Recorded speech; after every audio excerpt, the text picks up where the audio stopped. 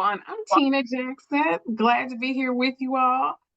Excited to be here. Welcome to the True Informational webinar. Um, just delighted to talk to you all today. Before I do, I'll just start by sharing who I am. I'm Tina Jackson. I serve as Assistant Commissioner of Workforce Education here at the Coordinating Board, and we are really honored to be able to do this work. This will be our fourth year running the True Grant Program. And so this informational webinar has a few new exciting things in it as far as things that we're planning to do as we go into this new academic season. So with that, I will begin. I know that typically when we come on live, we'd love to hear from you. So if you could please share in the Q&A section if you have any questions or comments, we would love to hear from you throughout the webinar. So I wanted to remind you all of that. And then we'll go ahead and get started. Next slide, please. So just as review, to share with you a little bit about the True program, Texas Reskilling and Upskilling Education started during the 87th legislative session. And, you know, this has been a really important program for the state. We have seen a lot of growth amongst our community and technical colleges as far as all of the different programs that we're now seeing that have been scaled. And really, there's been so much innovation. So we're really proud of the work that originated from the 87th legislative session. Next slide, please. As part of that work, just to wrap up kind of what we've done, where we've been and where we're headed, we have been engaged with expanding, redesigning short-term credentials of value programs where we're really aligning the work to what we know our industry partners need across the state and regionally based off of those high demand industry needs that we're seeing. And so we know, with what we're seeing across the nation, there's just such a need to stay focused in on our high demands list and really to get our students trained in those areas that we know our state desperately needs. Along with that, we've been focused in on looking at how this plays out regionally. And so as we do the work, we know that, of course, there's state needs, but there are also regional needs. So what does that look like in a nutshell? It could look really different here in the Texas Central area versus going to the Valley or going to Houston or Dallas and the likes, or East Texas. But what we're finding in this whole process is that it is extremely important to have data collection. And that data collection has helped us to guide where we need to go next, how we need to strengthen our ability to better serve the state. And so we're seeing that across the state in our work, and it's exciting times here at the Coordinating Board and really in general amongst all of our community and technical partners. Next slide, please. And just to talk a little bit about the new features, one of the things that we're really excited about is that we're giving out more dollars and for longer amounts of time. And so this is a new feature of True. We haven't done that in the past, and there were reasons for that during that season, especially when we first got started. And we're also seeing a need for more short-term CTE programs. And so this is a shift. We're really focusing in more on career and technical education, and we're giving priority to those areas. We have an acceleration emphasis now for student outcomes, and we really want to make sure that students are getting through programs, if possible, in that first 12 months, and really, if possible, in the first 6 months of being in the program. But overall, the grant period is 24 months long now, which is going to help you to be able to scale and strengthen your ability to serve better. There is less of a focus on equipment. And I think that that's also important when we're talking about strengthening the CTE programs. We also are looking at our consortium and the importance of it and Now we have a focus that allows you to collaborate with two institutions as a collaborating piece, and that's new. In the past, we would have had you to have more partners engaged in the work. We also have bonus points, and so we'll get into that a little bit later, what some of those bonus points look like. And then there is also funding that's connected to the JET grant recipients program. And so this is a new also piece to what we're doing here at the coordinating board, connecting some of the other state dollars to the work of the TRUE program. So it's exciting times. We're excited to have you all on board. And I'm going to turn it over to my colleague, Manny, who's going to take it away from here.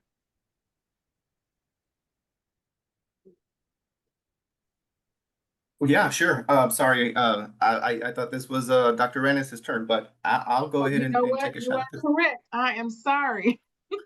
All good. Dr. Rennis, take it away. We're both ready to go. All Yeah, right. we're so ready to share. Sure. So the True Grant program purposes, we thought we'd just run down the 6 major purposes that are in statute for the True Grant program, just to remind everybody. And the first is to provide training in existing, new, revised, or expanded programs that focus on high demand skills and lead to post-secondary industry recognized certifications or certificate level credentials that are valued in high demand occupations. And to develop those new high demand post-secondary certifications and programs that will be completed in an accelerated period of time, as Dr. Jackson said, 6 months of duration or less, and to revise programs that are longer so that they can be potentially 6 months or less, or should be intentionally 6 months or less. Next slide, please, Annie. The idea is that hopefully true funding and this purpose will expand institutional capacity to offer these kinds of certifications and certificates in a way that will be stacked and will be able to allow students to come in and out of high demand career pathways that address the needs of their local and regional area with a touch base to what their local workforce development boards have been indicating and what the Texas Workforce Commission data and THECB data have been indicating as well. The goal is also for the funding to go to students directly through student aid awards for those who are enrolling during the grant period. And so tracking and reporting that information on student enrollment, credential completion, and employment outcomes is very much a core to the True Grant program, and a little bit more about that later. And now I will hand off to my colleague, Manny Garcia, to talk about the basics of the True Grant program. Sure, absolutely. And welcome again, everyone. I am Manny Garcia. I coordinate and help with, the grant, the True Grant. Been doing this for quite some time, and looking forward to just providing more information about this. So yeah, so it is a competitive grant award. Again, applications will be evaluated, ranked, and awarded until funds are fully spent or obligated, right? So eligible applicants, Texas public lower division institutions of higher education, public junior colleges, post-state colleges, and public technical institutes. For consortia, 2 or more Texas public lower division institutions of higher education must come together and partner. One of the things that is very different from previous competitions is that local chambers of commerce and EDCs, economic development corporations, will now partner with public lower division institutions of higher education, but they will not be the primary grant holder. So yeah, once again, that is one of the differences, and more on that soon. But yeah, so that's the eligibility criteria regarding the True Grant program for 2025, 2027. The award range are 500,000 maximum for single institutions and up to 800,000 maximum for a consortium or a partner of 2 or more grantees. Approximately $12.5 million will be spending grant money. However, what's a little different this time around is that this grant is for 2 years, not 1. Okay, so I hope that helps. So approximately 24 months is what we will be looking at, working together collaboratively to like Dr. Rennes mentioned, to focus on spending of grant funding and you know, things of that nature. So eligible applicants may submit a maximum of 2 applications, one as a single applicant and the other as a member of a consortium. As far as the timeline, the last date for inquiries is September 3rd, 2025. That is a little typo there. So we want to make sure that, you know, your applications are submitted preferably by 5:00 p.m. on September 3rd, 2025. Okay. So the applications will be due on September 8th, 2025. We want to make sure that you have all your material submitted on time by the end of close of business day. Okay. So we're trying to get the notifications out by October 2025. Another typo, we apologize for that. And the grant period will begin December 2025, or when the NOGA is signed. So whichever of those two comes first. So, but ultimately the goal is that the grant will end by 2027, December 2027. And we'll make the corrections to this timeline before I issue out or send out the slide deck, okay? And Now, now in terms of- looking at, right, now I'll talk a little bit about the grant parameters, which will also get into some of the details. The next bunch of slides are really going to be fleshing out some of the changes and the ways we would like you to think about your grant proposal. So grant parameters, first and foremost, the idea is for your project to deliver educational workforce training that leads to post-secondary industry recognized certifications or other certificate level credentials required, right? You need to include 1 or more highly related occupations that can be completed in 6 months duration or less and result in credentials. And here, for the first time, we're specifying occupational skill awards, awards leading to certifications and licensure, continuing education certificates or level 1 certificates. So those 4 categories of credential that are 6 months duration or less in a high demand occupation with an annual regional income threshold of $30,000 or more. So that specificity is new to TRUE, and we hope you all will pay attention to it. It's an important element because it also ties back to our strategy for Talent Strong Texas and the funding scenarios of HB 8. So similar to before, we want you to select regional high demand occupations as determined by the TWC's list of regional targeted occupations and THEB's own fiscal year 26 high demand occupations field list. Next slide, please. We want you to develop the project in consultation with local employers and other workforce stakeholders who are hiring for selected high demand occupations. This is another new feature. We need you to secure THECP program approval of these programs within the first 6 months of the grant period and ensure that the program is entered into your program inventory. The program that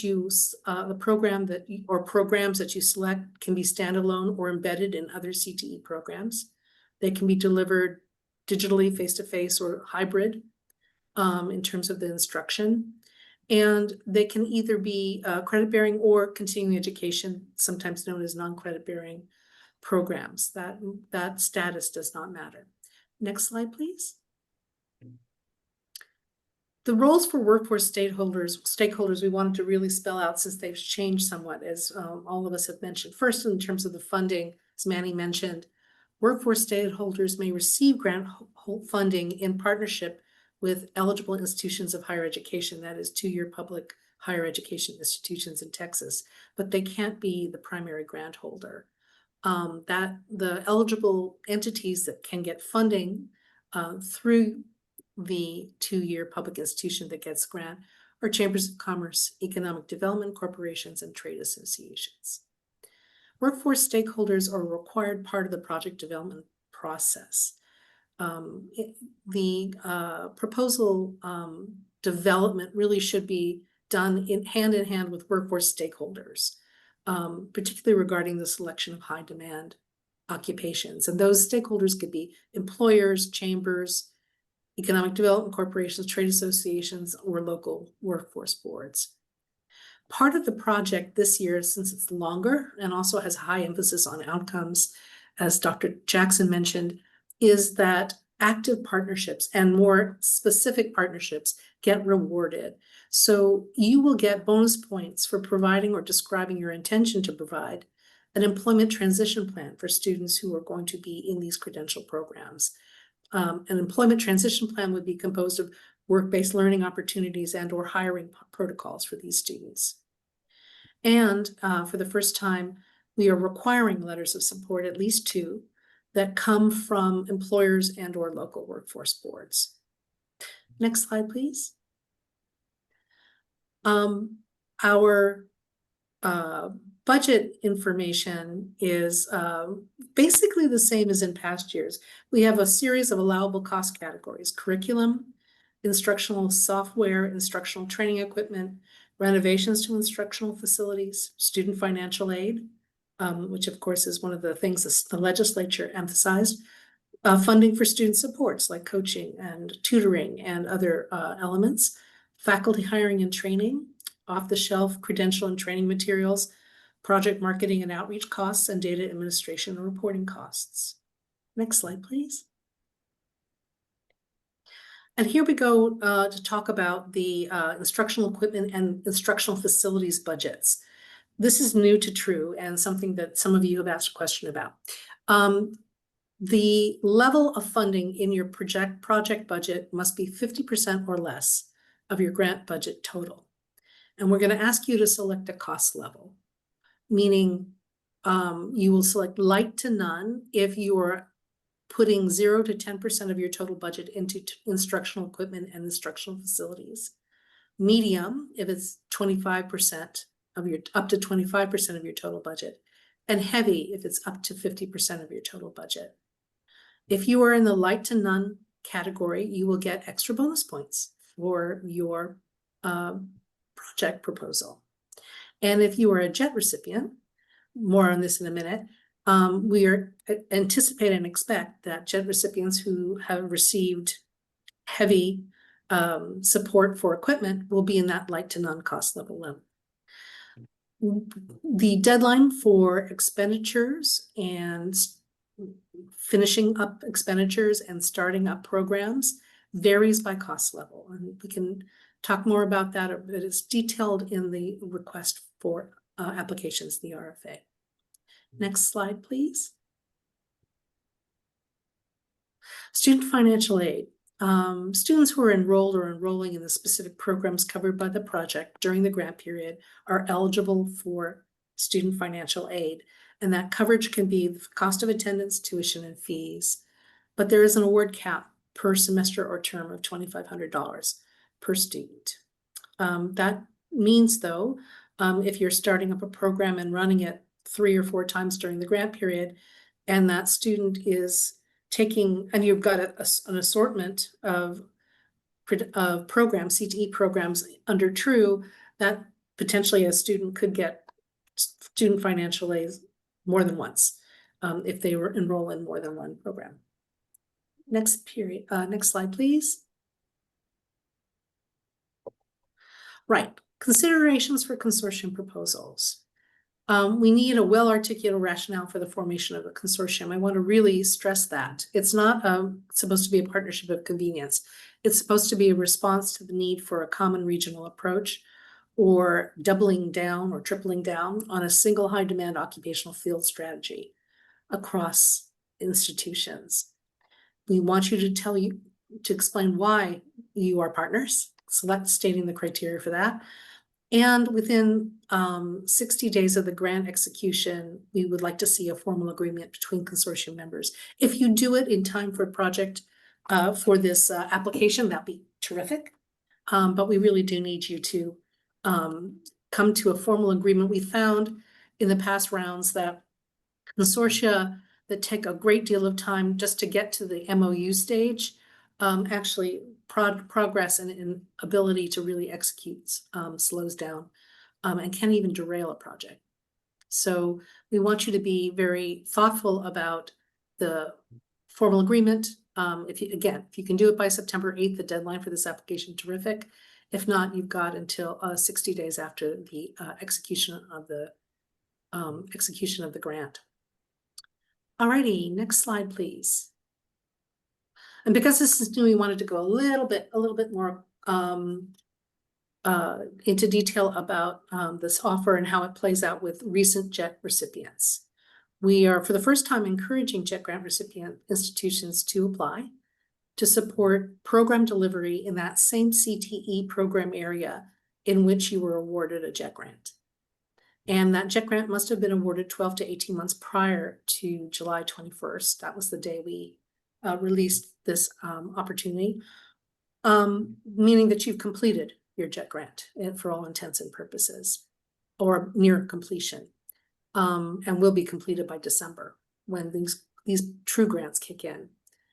As I said before, JET recipients are expected to have a light to none instructional and facilities expenditures in their budget request. And they will be asked to, you are asked to submit your JET NOGA as part of your application packet. Next slide, please. All right, now we're going to talk about the application and the evaluation of the application. Next slide. In this packet, there's an application form, but there are also some additional forms we want to describe, and then Manny will actually tour you through them. The first is a credential roster form that gives details about the programs that will be the focus of the grant, including their 6-digit zip code and their duration, what kind of credential they are, OSA, ICLC, Certificate 1, CE, certificate, the mode of instruction, hybrid or face-to-face or online. And this will be organized by the program and the offering institution. So if you're in a consortium, you should put down all the different CT programs that your consortia partners are going to run. The roster form is available on the True Grant Hub, which you'll see in a minute. Next page.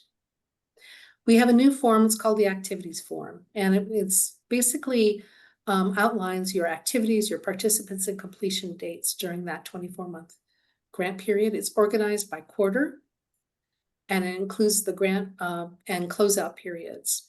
And it's going to be partially and is partially pre-filled with required program reporting and completion deadlines. As I mentioned to you before, depending on what equipment/facilities percentage of your budget there is, whether you're light to none, medium, or heavy, you have different program reporting and completion deadlines. But that's all pre-filled in that form. And it's on the True Grant Hub, which you'll look at and with Manny in a minute. Next slide, please.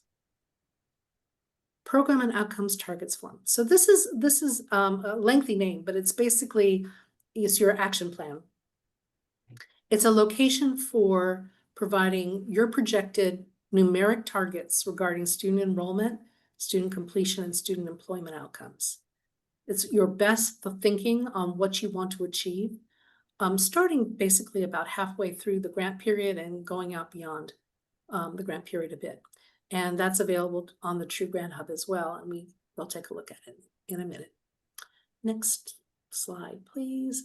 I'm going to throw it to Manny. He's going to guide us first through the webpage and then through the True Grant Hub to give you a better insight into this application package. So yeah, so many of you are familiar with our True Hub, but we also provide a web page where you can also visit to get more information regarding the grant. But more specifically, yes, this webinar, this recording, and the slide deck for this presentation will be provided here. So this is our True 2025-2027 grant program webpage. Ideally, we have tried in the past to make this the landing page for you to come and apply, so long as you meet the eligibility criteria regarding the grant. Here you have a how to apply, brief information. So if you click on this link here, this is an active link, so you can just come in here and click. I can just click on this to show you right quick. It'll take you directly to the submission packet, and I'll go through this material in just a minute. but I just wanted to show you, just give you a brief walkthrough about how this works. And so basically you can come in here and ideally just apply to the grant. So we're trying to make it as user friendly as possible and have, you know, this available to you in many areas. Again, we have more application information here as well, important dates, deadlines, and the rules and regulation. So right here at the bottom is where you will come in and look at the slide deck much later on. Maybe probably by the end of the week, I should have this updated.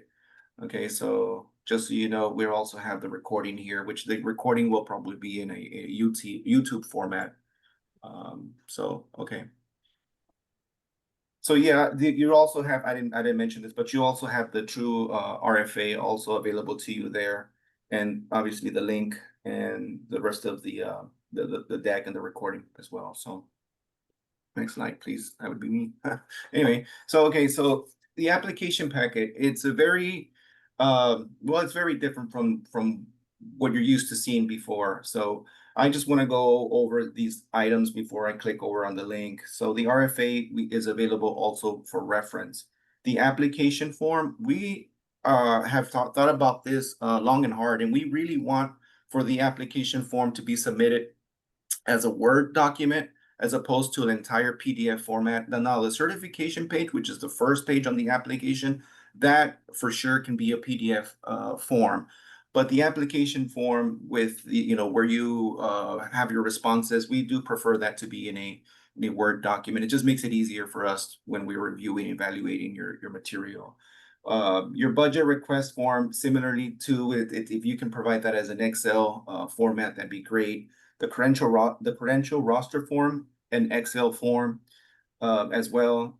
Now, the program and outcome targets form and the activity form are both new, and we are asking for those to also come in a Word document. Obviously, your letters of support and your JET NOGA, if applicable, can be submitted or uploaded as PDF templates. Along with the consortium agreement and the employment transition plan. So now let me click on the True Grant Program Hub just to give a brief orientation of what to expect. Many of you are familiar with the hub. If you're not familiar, if you're new to the True Grant, welcome. This is just the site for you to come in and just review any upcoming information or material. Usually we try and update as in real time. So anything that's going on, this area will probably be uploaded with information before the web page and vice versa. We try and get both of them kind of, you know, synchronized, but oftentimes we notice that this is a place where you would come in and just submit your forms, your extension request, or anything of that sort. Okay, so the request for application to your RFA will be located here in a PDF format. Okay, so if you've already gone through that, great. But once again, it's just for reference. Okay, so take a look at that. It has important stuff regarding allowable costs, what's not allowable, and the timeline. So it's great. It's a great source of information for you. Now, the application itself, and if you've already been here, great. But for those who have not, the page that I was referring to earlier, this is the certification page. This alone can be a PDF format and submitted through the hub, and the rest should, and we prefer it to be a Word document. Okay, so once you download this template over along with the rest of the forms, you can download the form to your desktop, and that's when you can actually start, you know, modifying the form. You won't be able to modify this form just using this browser version. Just won't let you. Okay, so you would download this to your desktop, and that's when you would begin, you know, editing your application. Now, we do have a word count here, and for whatever reason, if there is a technical issue with that, if you're not getting the 500 words, let me know, and I'll try and get you the right form. Okay, it just happens sometimes. So you want to identify your project goals and activities. For those who are JET grantees, you want to select the response here. Once again, if you're looking at goals and activities, you want to identify those here with a maximum of 500 words. So yeah, this is the application. Now, in terms of the budget request form, very similar to before, we're asking for the award that you will be requesting, along with the information regarding the budget categories. And please, it's very helpful if you identify what the funds are used for, okay? It'll just help your application tremendously. So we have a sample here for you in case you're, still need a little bit more guidance as to what the form really entails and what we're really asking for. So it's very good for you to come here and just, look at the sample. And if you still have questions, let us know. We'll try and respond as quickly as possible. And we also have instructions on tab number 1, along with the link to apply to through the hub.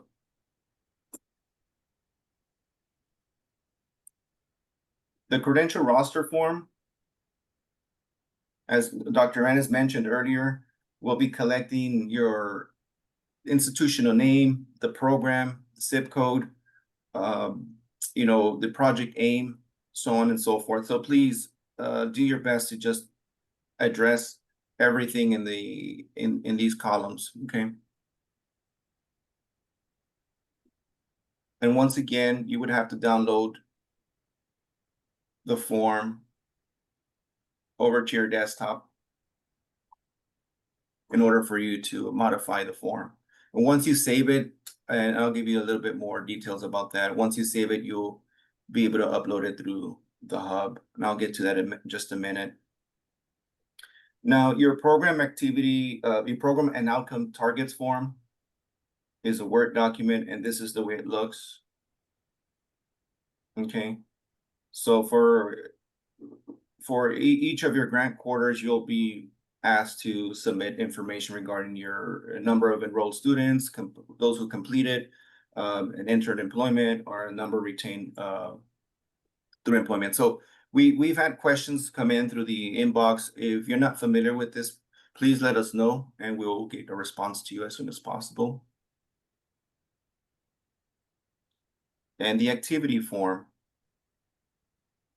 Okay, so this activity form will show your participants and the activities that you have, you are proposing within your application. So it's split between the first quarter, second quarter, third, fourth, fifth. And again, this is a 2-year grant, so we're looking at approximately 8 quarters. Now, how do all these forms get submitted to us? So you would click on the application submission packet. And once again, you'll see that the forms are here in a link for you to also go in case you just want to come directly to the submission packet form, which is, it's your preference really. So we're asking for your institution name, whether the grant is a single or a consortia grant, the amount being requested, and the information for the individual submitting the application. Now, this doesn't have to be the primary contact. It could be an individual at your institution who is authorized to submit the application, but we do require that the information of your address, your mailing address, matches what is on your billing address. It's just very helpful for us when we're kind of trying to figure out, at the end of the grant period, return of funds, how do I wire the money back? So it's just really good information for us to have and collect on your behalf. So, and here we're actually asking the preferred method of contact. Would you like to be reached by phone, mail, or email? Let's see. So your primary institution of contact, yes, that it would be somebody at your institution who will be working with the grant. So if you indicate an individual here, chances are when we're asking for the NOGA and we're kind of trying to figure out who's going to be, authorizing the NOGA, this is the email contact information that I usually go to. Okay. And if I can't reach the primary contact, the next step, many of you guys know all this already, I'll go and reach out to the primary financial officer, which is either your CFO or comptroller or someone like that at your institution.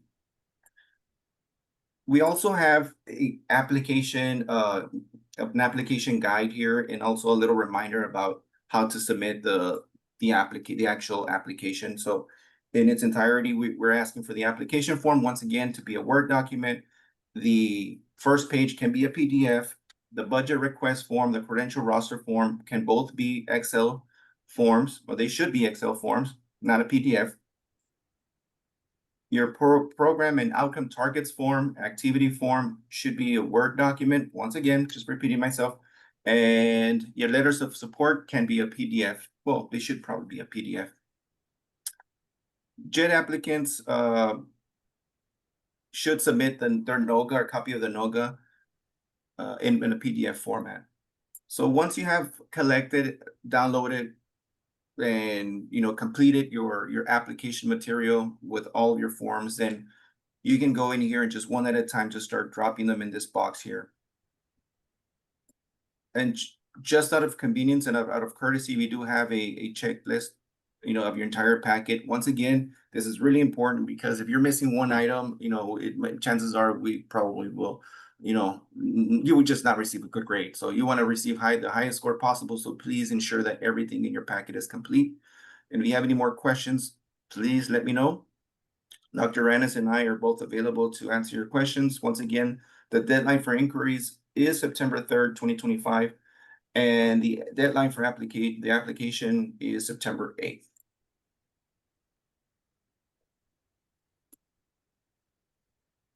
And now back to Dr. Ranis.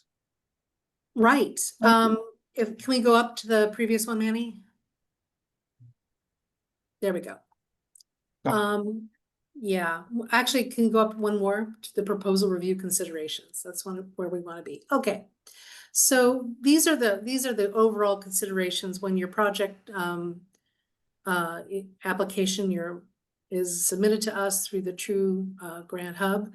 We'll be looking at these sort of broadest considerations: the best overall value to the state, that eligibility requirements have been met, that application evaluation criteria judges that your project quality is high, that your projects aren't duplicative of existing programs unless that's very necessary to meet regional workforce needs, that your projects exhibit priority criteria, which we'll go over one more time in a minute.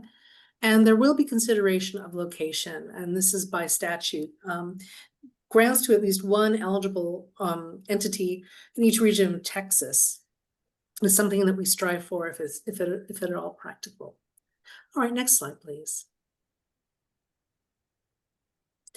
Priority proposals. There are 3 bonus sets of opportunity to get bonus points through True 25-27 priority proposals. This is different than previous years. First and foremost, the selection of a new credit bearing or CE credit conversion CTE program will give you some bonus points. New programs are defined as those that are not currently approved in the state's program inventory or have not yet been offered to students. Second, opportunity for bonus points if you have explicit evidence of a highly specific CTE program employment transition plan, which we mentioned earlier. That is a plan that involves work-based learning opportunities and or employment placement or procedures organized with employers and or local workforce boards. And finally, you get bonus points if your budget request has light to none or medium instructional equipment and facilities expenditures.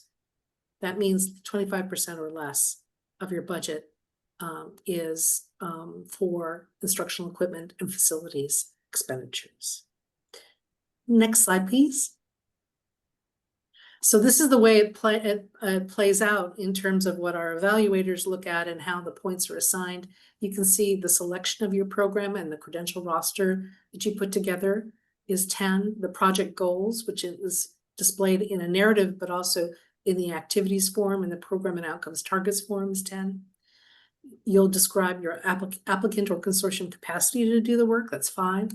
Your budget alignment with what you've described you want to do for the project is 5. And then an additional 5 for a new CTE program, additional 5 for employment transition plans, and an additional 5 for those who are the none, light, medium equipment facilities budget level. Next slide, please. Now we're going to give you some thoughts about like what we're going to be looking for a really high quality proposal. So this is sort of tips. I can't say this enough. Focus the project on one credential program or a small set of closely related programs in a high demand occupation. We want this to be a very thoughtfully composed set of engagements with a particular area, a particular high demand occupational area. We don't want it to be all over the place. We just don't want to see long rosters of many credential programs. That doesn't behoove you to do. And you should be thinking very strategically and tactically and thinking about a small cluster of highly related programs to be offered to students. We want to see robust use of labor market information, especially in terms of the way you selected those occupations. And we want to make sure that you undertook consultations with workforce stakeholders. You should mention that in your proposal. And as we said a couple of times, I can't emphasize enough, your degree of engagement with workforce stakeholders does matter. Those work-based learning opportunities that are part of the explicit employment transition plan, which gets you bonus points, it's very important. But as you're selecting what occupational area you're going to be focusing on with true funding, you're going to be thinking about employment pathways, no matter what you do. And we want to make sure that you're indicating and showing that through your LMI, but also through the way you've composed your targets and the way you're thinking about new or expanded opportunities for students in these occupational areas. Next slide, please. So don't duplicate existing post-secondary offerings unless there's a demonstrable unmet local or regional employer demand for that. In other words, yes, you can expand an existing program, which we've always said that's part of the true program. But do this again with understanding and proof that you can, evidence that you can provide to us, that you're doing this because there is demand there. It's not just to do it. And we want you to think about your budget in terms of necessary and reasonable project costs. Necessary and reasonable is the state standard and also a federal standard for grant expenditures. Do take the time to check with your legal and sponsor project teams about state requirements and regulations on expenditure categories. There's a lot of little ins and outs on those, and we're going to catch them if they don't. So, but you may get marked down for that in proposal review. So do be prudent about how you put together your budget. Do not shirk the forms, the credential roster form, the activity form, and the program and outcomes targets form. Fill those out completely, please. When they're partially complete or incorrectly filled out, then again, evaluating proposal, it's harder to evaluate your proposal. We want to evaluate your proposal with care and with integrity. So please help us by filling those out completely. And don't forget the minimum, 2 letters of support commitment from employers and or regional workforce boards that are now part of this package. Before they were optional, now they are mandatory, at least 2. Next page, please. Next slide, actually. So now we're at the question stage, and we've had a bunch while we've been presenting. And we also apologize for how long this presentation has been. All these new changes and things that True has evolved into required a lot of explanation, and we hope we gave you good ones, but always eager to continue to help you understand. And a number of the questions have been about whether for institutions that have held JET grants or have JET grants, you're not required to apply. Let me make this very clear. You're not required to apply for JET grant implementation funding if you don't want to. You don't have to. We're encouraging you to. It'd be terrific if you want to, but you don't have to. If you want to do another project in another occupational area, you're free to submit a true grant about that. And we had a bunch of folks asking that question. And I wanted to make sure that you all heard that it'd be wonderful if you apply for follow-on funding for your JET grant, but you're not required to. You can put in a project for another area, occupational area, another kind of project if you would like. And it won't hurt you or help you if you are deciding not to apply for follow-on funds for your JET grant.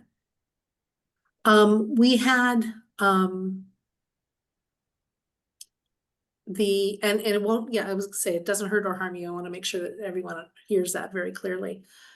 We had a question about, financial aid and who's eligible for financial aid incentives. The language in the RFA is reasonably clear. Students need to be enrolled in the institution offering the credential, the CTE program, which means in the community or technical institution, public community or technical institution. They should not be high school students enrolled in high school. And so they're the ones who are eligible for student financial aid. There is a cap of $2,500 per semester or term. And that's the way you should think about doling out the funding, not by courses or not by another unit, but rather thinking of it in terms of time, semester or term associated with the CTE program that you're working on. Let's see, now I'm going to keep on going because we have quite a few. Someone asked about defining the cost of attendance. The cost of attendance, and all sorts of details, by the way, there was another question similar to that. About financial aid, you should be using our guidance, but what really kicks in here is your institutional policy and approach toward the development and architecture of financial aid. How you do this at your institution matters a lot. And so how you define cost of attendance at your institution would be the way to think about this. How you think about the composition of financial aid, tuition and fees, or maybe customarily at your institution, there's another category of student financial aid that's included in that. Up to you all. Financial aid generally is tuition and fees and other kinds of financial support, say for equipment or for necessary testing, things like that, can be put under student supports if it's not customarily put in financial aid at your school. I want to make sure that everyone hears that because financial aid is a very important piece of the puzzle going forward, we think, especially over the next 2 years. I am trying to see, we have a couple more questions that have come in. All right, someone asked if they create a level 1 certificate that typically takes 2 long semesters, and it's usually 8 months instead of 6 months, would it still be eligible? It would be eligible if you intend to reformat it to 6 months or less. If it's 8 months, no, it's not eligible. Would it be ideal that we focus on a standalone? One second, we're jumping because you guys are putting in questions. We love it. Would it be ideal that we focus on a standalone project certificate that's less than 6 months long if we have a certificate program in mind that is for upskilling? That would work, or with the first program? Well, again, this is the kind of decision you need to make as an institution in close consultation with the folks who are going to be hiring the students who complete these programs, or the follow-on trajectory you think that students will take after they finish the program. So I would hesitate to give you a sense of what is ideal. Either scenario works for the TRUE program as far as we're concerned. Will there be a 26-28 RFP? The answer is yes, we believe so. We were given funding in the 89th legislative session for 2 years, and we are anticipating that we will be doing another competition. And yes, you are eligible to apply again. We have a lot of institutions over the past 4 years who have been true repeaters, and that's just fine. Okay, one more question, another question, not one more, but another question on JET. Right, so if you've been fortunate, and congratulations, you received a JET grant in the latest cycle, but your JET grant won't be completed by December, the start of the TRUE grant. You shouldn't apply for the JET grant follow-on funds this round. Wait till next year. I hope that that's the clearest answer we can give. Are 4-year public state colleges eligible to apply? They are not. By statute, this is only for 2-year public higher education institutions in Texas. Can you include 2 separate programs in your grant application? Well, as I explained, They may be different programs, but they better be closely related in the same occupational area. So can you do more than one program? Yes. But they must be closely related. Do not give us plumbing and another and a CDL program, for example. They have to be closely related. And if they don't, on the face of it, seem closely related, make the case that they're closely related in your application. That'd be very important to do. And let's see now. And let's see now. Just double checking. Thank you for all these great questions, folks. And if you feel free, we have a question and answer period going forward that goes through September 3rd. And we pride ourselves in responding to you as quickly as possible. And even talking with you about your question if we don't fully understand what you're trying to find out about. So please open door on that. Let's see now. Let's see what else I've got here. Do all programs in the project have to fall under a single SOC code? For example, welding and industrial maintenance technician are interrelated but fall under different SOCs. Well, the answer is here. I think you can make the case in your application that even if they have different SOC codes, that they're highly related. Especially if you're thinking about things like in past grants, overarching maritime, for example. Lots of different SOC codes applying to, and zip codes for that matter, applying to maritime professions, all of which are united by maritime. So I don't worry about the SOC and zip code coherence. Zip codes are also a little bit, in certain fields, are very sort of duplicative in different places. So don't worry about that too much. All right. We talked about reformatting coursework for a level 1 cert that are longer than 6 months so that they can be completed in 6 months or less. The scenario that's being suggested is we create 2 separate OSAs to organize the level 1 certificate.